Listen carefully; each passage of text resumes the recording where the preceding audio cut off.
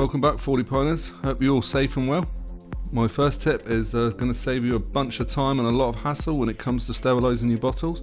The bottling tree will be able to hold the complete batch of bottles that you need. After cleaning and sterilising your bottles, you just simply whack your bottles on the bottling tree. They'll allow them to drain and be there ready for when you come to bottling.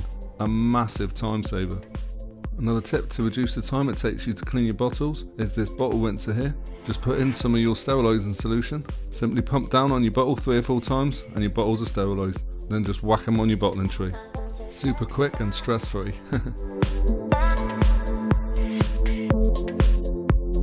With this little gadget, you'll be bottling like Speedy Gonzales. Just put your siphon hose on one end, the other end just goes in your bottle, you just push down to start the flow and just simply pull up to stop. So this tip applies to whether you've got a pouch in your kit or a can kit. Simply put it in a heat-proof container, pour some hot water on and allow the malt to warm up to make it easier to pour. This next step is pretty obvious, but you need to make sure that you dissolve all your kit properly. This is where the majority of your flavours will come from. Doing this well will make it easier when you come in to dilute it with cold water. If you ever get stuck or have any issues or any problems, or you just need to do the research, don't be afraid to use the internet. There's plenty of YouTube channels, websites, forums, there's experts, there's so much information out there to make your life a hell of a lot easier. You really don't want to be drinking the beer straight from your bottles. This will stir the sediment up and make your beer taste a bit funny.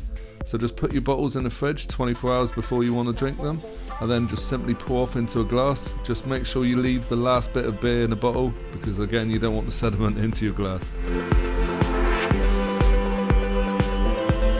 After you've made quite a few brews, you might want to try short brewing.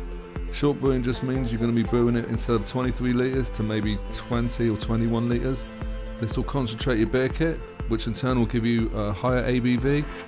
It will increase the bitterness, the strength of the flavours and also the body of your beer.